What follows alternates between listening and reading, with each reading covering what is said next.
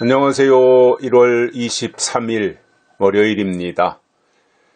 날씨가 좀 춥게 느껴지는 것이 아마 이제 대한도 지나고 설 때, 1년 중 제일 추운 때이긴 하지요.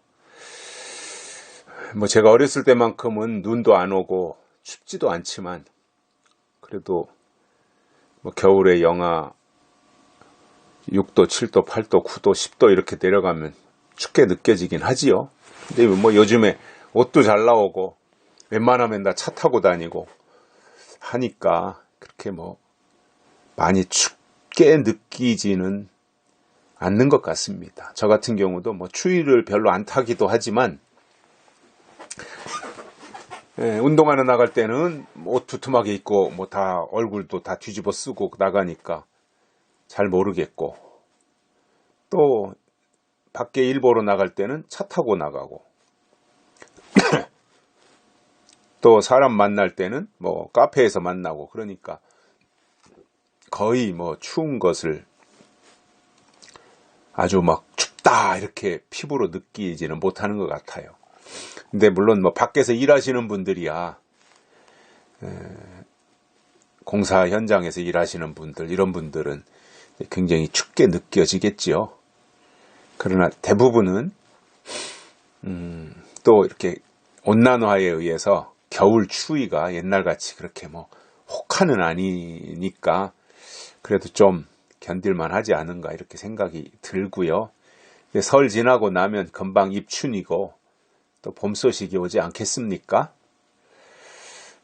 그것을 기대하면서 잘 참았으면 좋겠고, 어떻게 어제 주일 잘 보내셨고 설날 가족들과 함께 해피한 시간을 보내셨는지 모르겠습니다. 저도 큰아들네 집에서 작은아들 내외 오고 또 동생들도 오고 해서 그렇게 모임을 가졌습니다. 아무튼 감사한 일이고요. 또 이렇게 명절이 있으니까 명절을 핑계로 떨어져 생활하던 이 일가 친척들 또 형제들 이렇게 만날 수 있는 것이 아닌가 그렇게 생각도 듭니다. 오늘 말씀은 히브리서 3장 15절과 16절입니다. 성경에 일렀으되 오늘날 너희가 그의 음성을 듣거든 노하심을 격동할 때와 같이 너희 마음을 강팍해 하지 말라 하셨으니 듣고 경록해 하던 자가 누구뇨?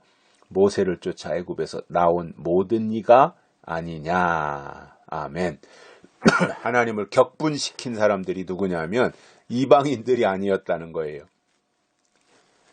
모세를 쫓아서 출애굽한 사람들이 하나님을 분노케 했다는 겁니다.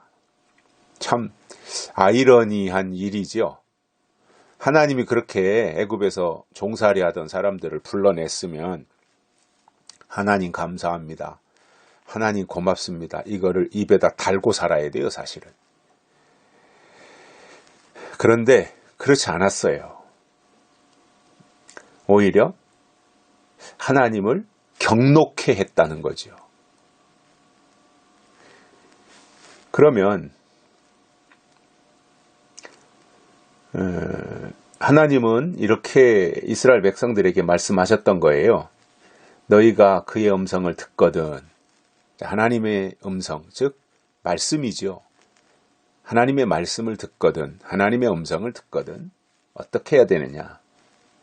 노하심을 격동할 때와 같이 너희 마음을 강팍해 하지 말라. 너희가 이 시대에 주시는 하나님의 말씀을 듣거든 과거의 광야에서 하나님의 노하심을 격동하던 그때와 같이 너희 마음을 강팍하게 하지 말아라 이겁니다. 마음을 강팍하게 하는 것도 그것도 죄입니다. 부드러운 마음이 하나님이 주신 마음이고 강팍한 마음, 즉 바로 왕과 같은 그러한 강팍한 마음, 하나님의 뜻이 어디에도 파고 들어갈 수 없을 정도로 굳은 마음, 딱딱하게 굳은 마음, 이게 강팍한 거지요. 뭔가 이렇게 틈새도 있고 빈틈도 있고 이게 스며들어갈 수 있는 뭔가가 있어야 되는데 전혀 그런 것이 없어요. 강팍하다고 하는 것은 딱딱하게 굳었다 말입니다. 바로 왕의 마음속에 하나님의 말씀이 스며들 구석이 있었습니까? 전혀 없었지요.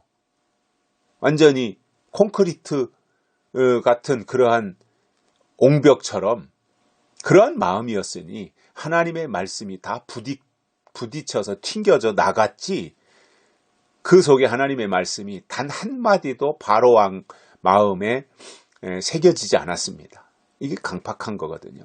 그러면 오늘날 하나님의 말씀을 들었으면 하나님의 음성을 들었으면 그렇게 마음을 강팍하게 하지 말고 부드러운 마음, 온유한 마음으로 하나님의 말씀을 수긍하고 받아들이라는 거예요. 그것이 하나님의 사람들의 진면목이라는 말입니다. 하나님의 말씀을 거절할 이유가 없잖아요.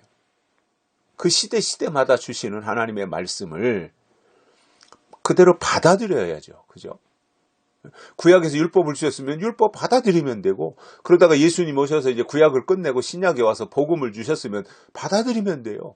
성령으로 거듭나야 된다고 하셨으면 그 말씀 받아들이고 그렇게 가는 거예요. 그러다가 요한계시록에서 예수님이 다시 오신다고 말씀하시면 아멘하고 순종하고 받아들이면 되고, 다시 오시는 예수님을 맞이하기 위해서는 이렇게 해야 된다라고 말씀했으면 그 말씀을 그대로 수용하면 되는 거거든요. 이게 부드러운 마음이고 겸손한 마음이고 온유한 마음이거든요. 근데 강팍하다고 하는 것은 어떠한 하늘의 진리를 갖다가 말해줘도 받아들이지 않는 거예요. 거부하는 겁니다. 이게 강팍한 거예요. 바로 왕이 그랬고요. 광야에 나온 이스라엘 백성들이 그랬다는 거예요.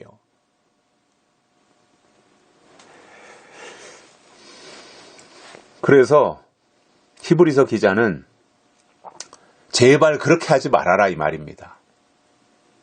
강팍해 하지 말아라. 강팍해 해봤자 득이 없다는 거예요. 강팍한 마음을 가져봤자 손해만 본다는 거예요. 그러니 그렇게 하지 말아라. 그리고 광야에 나왔던, 모세를 쫓아서 광야에 나왔던 사람들의 경록해 했던 그것을 본받지 말라는 겁니다.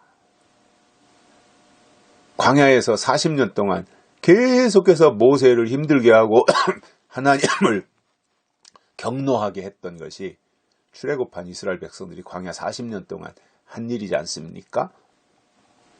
그것을 보고 돌이켜서 그러한 시행착오를 하지 말아야 한다는 말씀을 우리에게 전해주고 계십니다.